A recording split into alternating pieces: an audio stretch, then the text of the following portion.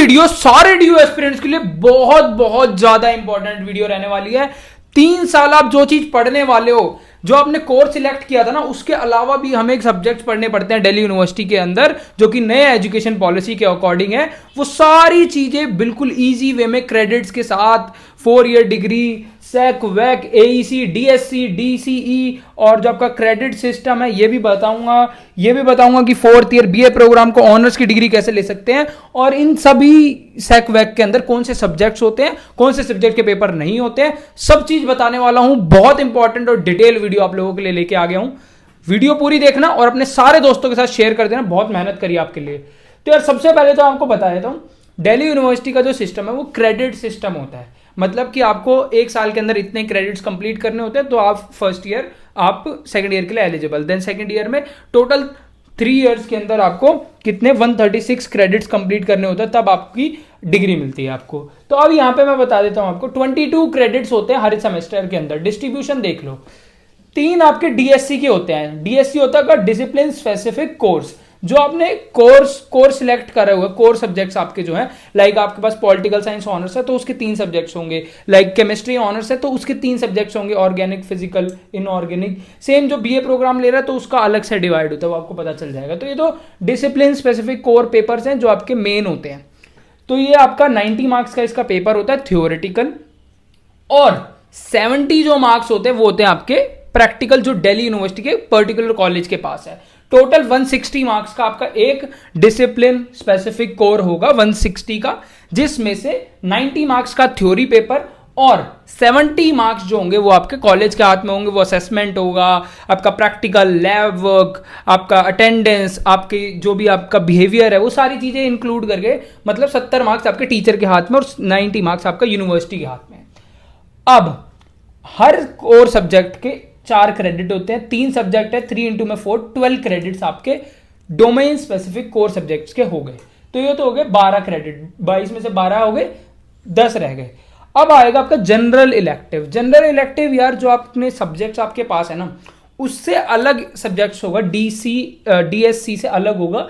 General elective के अंदर क्या करना होता है, अगर आप ऑनर्स से हो तो लैंग्वेज कंपलसरी नहीं रहेगी आपको सिलेक्ट करनी। इसके अंदर क्या होगा यार, जनरल इलेक्टिव के अंदर आपके पास जो सब्जेक्ट्स हैं उन सब्जेक्ट्स से अलग अदर कोर्सेज के अंदर, लाइक अगर आपके पास बीएससी से हो और आपके पास केमिस्ट्री है तो आप बायो फिजिक्स पढ़ सकते हो, political science, history, economics, accountancy, ये सारे सब्जेक्ट्स आपके पास ऑप्शन में रहेंगे। लैंग्वेजेस भी रहेंगी, ठीक है। बट अगर आप ऑनर्स के हो तो language is not compulsory. But अगर आप प्रोग्राम से हो और उस प्रोग्राम के कॉम्बिनेशन में, लाइक अगर आपके पास पॉल साइंस प्लस इंग्लिश है तो लैंग्वेज कंपलसरी नहीं है आपको सिलेक्ट करना जनरल में। लेकिन मान लेते हैं आपके पास कोई ऐसा सब्जेक्ट है जिसके अंदर लैंग्वेज नहीं है, like pol science plus history है, तो आपके पास जनरल इलेक्टिव में लैंग्वेज सिलेक्ट करना कंपलसरी हो जाएगा, ठीक है। बीए प्रोग्राम के कॉम्बिनेशन में लैंग्वेज नहीं है तो लैंग्वेज कंपलसरी। अदरवाइज अगर आप ऑनर्स से हो तो कोई लैंग्वेज कंपलसरी नहीं है। आप डिफरेंट जो कोर्सेज हैं उनकी पूरी लिस्ट होती है जनरल इलेक्टिव की, हाँ आप ये सब्जेक्ट्स चूज कर सकते हो। हर एक कॉलेज के पास अपने जनरल इलेक्टिव्स होते हैं, डिपेंड करता है आप कौन से कॉलेज में हो, जो उनकी अवेलेबिलिटी होती है उसके अकॉर्डिंग आपको लिस्ट प्रोवाइड करी जाती है और उसमें से आपको चूज करना होता है। अब जनरल इलेक्टिव के भी आपके क्रेडिट्स कितने होते हैं, 4 होते हैं। 4 क्रेडिट्स आपके जनरल इलेक्टिव के होंगे। ये जनरल इलेक्टिव को ना लगभग अपना डोमेन सब्जेक्ट जैसा ही समझना, ये लगभग सेम ही है। क्लासेस भी इसकी रेगुलर होती है। अब ऑनर्स का बता दिया, लैंग्वेज कंपलसरी नहीं है। प्रोग्राम के लिए जिन पे कॉम्बिनेशन नहीं है उनके पे कंपलसरी है। और इसका भी जो मार्क्स होता है 90 मार्क्स का थ्योरी पेपर, 70 मार्क्स कॉलेज के हाथ में। तो ये हो गया भाई इन दोनों के बारे में। अब इसी के थ्रू ही आपको बताया तो माइनर और मेजर डिग्री के बारे में। तो माइनर और मेजर डिग्री क्या होता है, आपको स्टार्टिंग में सिलेक्ट करना होता है। आपके पास अगर बीए प्रोग्राम है तो उसमें आप मेजर और माइनर कौन से सब्जेक्ट्स को रखना चाहते हो। जो आप सब्जेक्ट को मेजर रखते हो उसको आप 4th ईयर में पढ़ के उसमें ऑनर्स की डिग्री ले सकते हो। कितनी बढ़िया बात है। अगर कोई बच्चा बीए प्रोग्राम से है, वो इंग्लिश प्लस पॉल साइंस कर रहा है, तो इंग्लिश और पॉल साइंस में से एक सब्जेक्ट को एज अ मेजर कंसीडर कर सकता है और 4th ईयर भी उसमें कर सकता है। अगर 4th ईयर करता है तो उसको उस सब्जेक्ट के अंदर ऑनर्स की डिग्री मिल जाएगी। मतलब बीए प्रोग्राम वाले भी अब ऑनर्स कर सकते हैं। दूसरी इंपॉर्टेंट बात, अब यार मान लो कोई बच्चा है जिसके ना बहुत ही कम नंबर थे, तो यार उसको कोई ऐसा सब्जेक्ट मिल गया, लाइक उसको एंटरप्रेन्योरशिप और म्यूजिक मिल गया, या फिर उसको कोई ऐसा सब्जेक्ट मिल गया जो सब्जेक्ट नहीं है, लाइक म्यूजिक प्लस एनएचई है, या फिर ऐसे सब्जेक्ट जिनके अंदर कोई सब्जेक्ट नहीं है, लाइक वो अदर सब्जेक्ट है, लाइक फिजिकल एजुकेशन के साथ म्यूजिक हो गया, इस तरह के सब्जेक्ट जिसमें कोई आपका थ्योरी वाला सब्जेक्ट नहीं है। तो ऐसे के अंदर आप जनरल के अंदर कोई भी मतलब जनरल के लैंग्वेज कंसीडर करनी पड़ेगी आपको ऑब्वियसली, क्योंकि उसमें लैंग्वेज नहीं है। तो वहां पे आप एक लैंग्वेज कंसीडर कर सकते हो। इंग्लिश ले लिया आपने, अगर आप इंग्लिश लेते हो तो अब ध्यान से सुन लो, अगर जनरल इलेक्टिव में इंग्लिश लिया तो आपको उसको 7 सेमेस्टर चलाना पड़ेगा। जनरल इलेक्टिव आप अलग अलग हर सेमेस्टर में भी सिलेक्ट कर सकते हो, और अगर आप एक ही जनरल इलेक्टिव को 7 सेमेस्टर चलाते हो, कितने 7 सेमेस्टर, तो 7 इंटू में 4, एक सेमेस्टर चलाने के कितने क्रेडिट 4, 7 सेमेस्टर चलाओगे तो कितने क्रेडिट 7 4 जा 28। अगर आप जनरल इलेक्टिव वाला सब्जेक्ट्स के अंदर 28 क्रेडिट्स हासिल कर लेते हो तो आप उसको माइनर डिग्री मिल जाती है। क्या मिल जाती है? Minor degree. और अगर आपको माइनर डिग्री उसमें मिल गई तो आप उस पर्टिकुलर सब्जेक्ट्स में आगे मास्टर्स परस्यू कर सकते हो। कितनी बढ़िया बात हो गई ना। तो ये चीजें हैं भाई जनरल इलेक्टिव से रिलेटेड, माइनर मेजर। अब ये सब चीजें से अलग एक चीज मैं बता देता हूं, अगर कोई बच्चा ऐसा है, अब इसमें ना 4th ईयर का आपको मैं बता देता हूं 4th ईयर में क्या है, 4th ईयर का बेनिफिट क्या है, क्यों करना है 4th ईयर। तो देखो 4th ईयर अगर आप करते हो ना, मान लो 3rd ईयर किया, देन अगर आप 4th ईयर करते हो तो 4th ईयर रिसर्च का रहता है। किसका रहता है? रिसर्च का। तो अगर आप 4th ईयर जब कंप्लीट कर लेते हो उसके बाद आप नेट के लिए एलिजिबल हो जाते हो डायरेक्ट, जबकि नेट के लिए जो एलिजिबिलिटी होती थी वो होती थी मास्टर्स के बाद आप नेट कर सकते हो। नेट जेआरएफ क्लियर करते हो तो आप प्रोफेसर बन सकते हो, ठीक है, किसी कॉलेज यूनिवर्सिटी में प्रोफेसर लग सकते हो, उसके लिए नेट देना पड़ता है। वो नेट हमें मास्टर्स के बाद लाइक 5 ईयर्स कंप्लीट करने के बाद, 3 साल की ग्रेजुएशन 2 साल की मास्टर्स कंप्लीट करने के बाद पेपर देना होता था। बट न्यू एजुकेशन पॉलिसी के अकॉर्डिंग अब आप 4 साल की 4 साल मतलब 3 साल की ग्रेजुएशन 1 साल रिसर्च में सेम कॉलेज से कर सकते हो, और अगर आप ऐसा करते हो तो आप डायरेक्टली नेट के लिए एलिजिबल हो जाते हो। समझ आई ये वाली बात? बिल्कुल समझ आई होगी। अब अगर आप 4 ईयर, अब ये 4 ईयर का ऑप्शन ना सबको नहीं दिया, क्योंकि यार क्यों क्या होता है, मान लो कि कोई बच्चा है जिसके यार 50% है, तो यहाँ पे ना नेशनल एजुकेशन पॉलिसी उसने बोला कि यार अगर उसके 50% नंबर आ रहे हैं तो क्या हम उसको सही है आगे भेजना विदाउट, क्योंकि यहाँ पे दो ईयर का गैप एक ही में कंप्लीट हो रहा है। 4th ईयर रिसर्च होगा, पहले 5 साल की कंप्लीट करनी पड़ती। तो यहाँ पे एलिजिबिलिटी ये निकाली है कि 75% जिसके होंगे 4th ईयर के मिला के, चारों साल के मिला के, अगर 75% से ऊपर उसके परसेंटेज बन रही है तो फिर वो एलिजिबल होगा भाई नेट देने के लिए। समझ में आई ये बात? नेट देने के लिए एलिजिबल के लिए 75% आपके होने चाहिए। तो ये हो गई बात 4th ईयर बीए प्रोग्राम सबकी बात।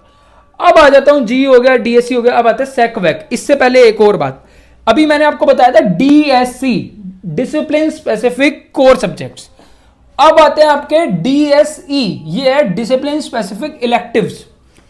अब इसका काम कब होता है? डीएससी का ज्यादा काम नहीं होता, ये 2nd ईयर में आते हैं, 2nd ईयर में आएंगे।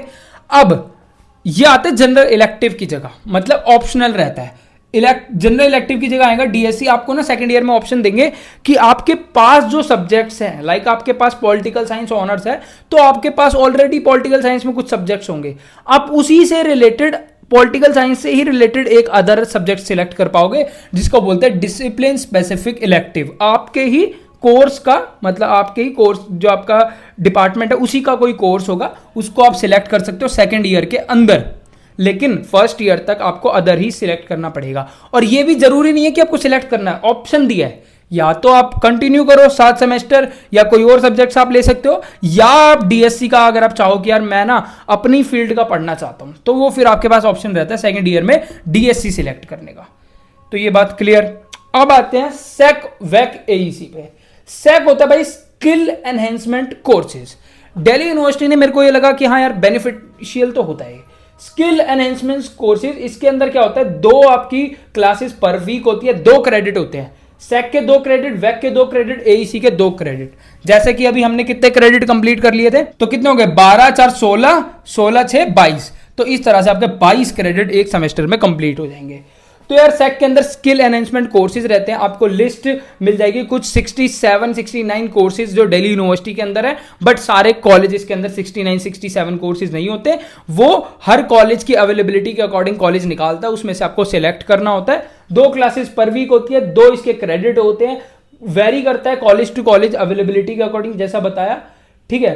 तो अब इसके अंदर कौन से होंगे यार, स्किल एनहेंसमेंट कोर्सेज जो आपके स्किल पे डिपेंड करते हैं, ठीक है, वो पर्सनैलिटी डेवलपमेंट से रिलेटेड भी होंगे, अदर कम्युनिकेशन स्किल्स हो गया, बहुत सारे होते हैं जो आपको यहाँ पे कुछ दिखेंगे भी।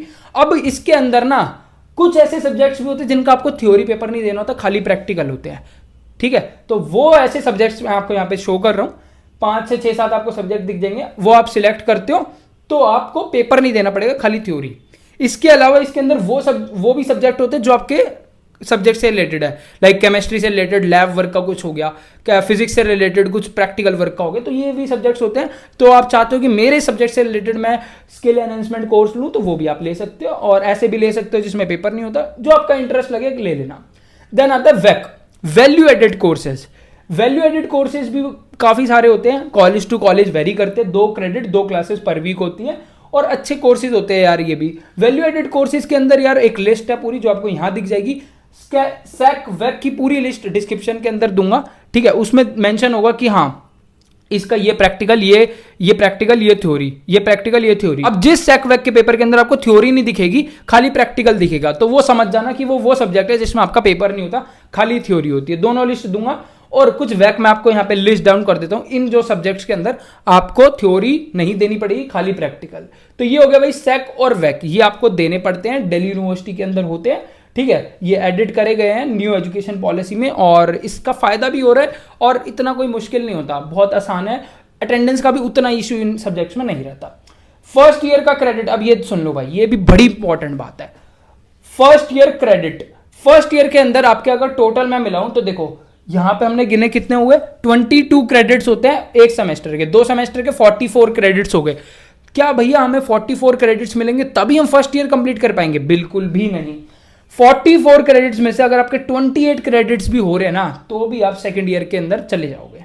बट अब 28 क्रेडिट्स कैसे होंगे? किसी सब्जेक्ट में फेल हो गए, है ना, किसी सब्जेक्ट में इनमें से किसी में फेल हो गए, किसी का पेपर नहीं अटेंड कर पाए, तो भी अगर आपके 44 में से 28 क्रेडिट बन रहे तो भी आप सेकंड ईयर में चले जाओगे।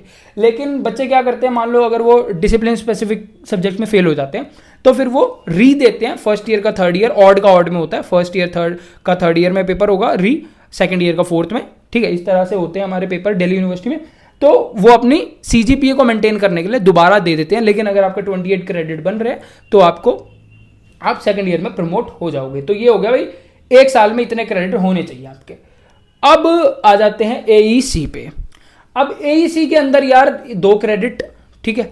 ये भी आपका क्या होता है, इसमें लैंग्वेज और ईवीएस इन्वायरमेंटल साइंस होती है। अब ये जो एईसी है 4 सेमेस्टर चलाओगे, अब ईवीएस भी 2 सेमेस्टर चलाना पड़ेगा और लैंग्वेज भी 2 सब्जेक्ट चलाना पड़ेगा। अब हर कॉलेज पे डिपेंड करता है कि वो पहले आपको ईवीएस पढ़ा रहे हैं, सेकंड में लैंग्वेज पढ़ा रहे हैं, थर्ड में ईवीएस पढ़ा रहे हैं, फोर्थ में लैंग्वेज पढ़ा रहे हैं, तो वो उन पे डिपेंड करता है। कोई कॉलेज पहले लैंग्वेज लेता है, बाद में EVS, course to course, college to college vary करता रहता है। बट हाँ, 2 सेमेस्टर लैंग्वेज, 2 सेमेस्टर ईवीएस आपको पढ़ना पड़ेगा। अब इसके अंदर लैंग्वेज में इंग्लिश नहीं होता, इसके अलावा हिंदी, उर्दू, पंजाबी, इस तरह की जो आपकी स्टेट्स लैंग्वेज है वो होती है इसके अंदर। और इसमें ना कई सारे कॉलेजेस के अंदर हिंदी कंपलसरी हो जाता है, इसके अंदर हिंदी कंपलसरी हो जाता है। अब डरने की बात नहीं है, हिंदी में भी क्या होता है, हिंदी ए, हिंदी बी, हिंदी सी। अगर आपने 12th तक पढ़ी हुई है हिंदी तो हिंदी ए मतलब अच्छे लेवल की पढ़ाएंगे, 10th तक पढ़ी हुई है तो हिंदी बी पढ़ाएंगे आपको उस लेवल के अकॉर्डिंग, और 8th तक पढ़ी हो तो हिंदी सी पढ़ाएंगे मतलब बिल्कुल लो लेवल की। तो हिंदी भी ये नहीं है कि यार आपको बहुत ज़्यादा पढ़ाने लग जाएंगे, आपका दिमाग ही फट जाएगा, ऐसा नहीं होने वाला है। आपका जो लेवल है उसके हिसाब से हिंदी ए, हिंदी बी, हिंदी सी होती है। तो इसके अंदर इंग्लिश नहीं होता है। अब क्या होता है, कई बच्चों को यहाँ भी हिंदी मिल जाती है और यहाँ भी हिंदी मिल जाती है, तो वहाँ पे फिर बेचारों को दोनों जगह हिंदी पढ़नी पड़ जाती है। तो ये भी एक है, होता है बच्चों के साथ ये भी। तो ये है भाई एईसी, 2 क्रेडिट, ये पूरा था एईसी का। ये SEC VAC, general test, credit system और आपका माइनर और मेजर डिग्री। इसके अलावा आपको लगता है यार कोई और डाउट है आपको, ये सारे जो आपके सब्जेक्ट्स की लिस्ट होगी ना, डिस्क्रिप्शन के अंदर अलग से सबको मेंशन करूंगा, और ये जो बोर्ड पे मैंने लिखा हुआ है इसकी पूरी पिक्चर व्हाट्सएप चैनल पे डाल दूंगा। व्हाट्सएप चैनल का लिंक, ये सब की पीडीएफ सब डिस्क्रिप्शन में दूंगा। एक शर्त है, इतनी मेहनत करी आप लोगों के लिए चाहूंगा सब अपने दोस्तों को शेयर कर दे, अपने व्हाट्सएप चैनल व्हाट्सएप ग्रुप में शेयर कर दो अपने सारे दोस्तों को, व्हाट्सएप पे स्टोरी लगाओ और इंस्टाग्राम पे स्टोरी लगा के एजुकेशन अड्डा को टैग जरूर करना अगर आपकी हेल्प हुई है तो। और यार कोई भी डाउट होता है कमेंट सेक्शन के अंदर बता सकते हो। अभी आगे जो आपका दिल्ली यूनिवर्सिटी का एडमिशन प्रोसेस रहेगा, ये आपको फर्स्ट सेमेस्टर में अच्छा स्कोर कैसे करना है, कम मेहनत करके, बुक्स से रिलेटेड सारी चीजें बताऊंगा, तो चैनल को सब्सक्राइब करके अपने दोस्तों के साथ शेयर कर देना। मिलते हैं नेक्स्ट वीडियो में, तब तक के लिए ऑल द बेस्ट।